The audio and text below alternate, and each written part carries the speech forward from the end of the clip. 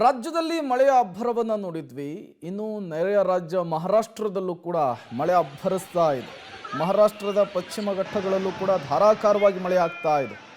ಖಂಡಾಲ ಘಾಟ್ನ ಬುಷಿ dam full ಆಗಿರುವಂಥದ್ದು, ತುಂಬಿ ಹರಿತಾ ಇರುವಂತಹ ಡ್ಯಾಮ್ನ ನೀರನ್ನು ಕೂಡ ನೀವು ಗಮನಿಸ್ತಾ ಇದ್ದೀರಿ.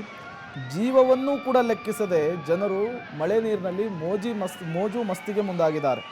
ಲೋನಾವಲಾ ಬಳಿ ಇರುವಂತಹ ಡ್ಯಾಮ್ ಬಳಿ ಎಂಜಾಯ್ ಮಾಡ್ತಾ ಇದ್ದಾರೆ. ಜನರಿಗೆ ಎಚ್ಚರಿಸುವಂತಹ ಕೆಲಸ ಮಾಡಿದರೂ ಕೂಡ ಪ್ರಯೋಜನವಾಗಿಲ್ಲ.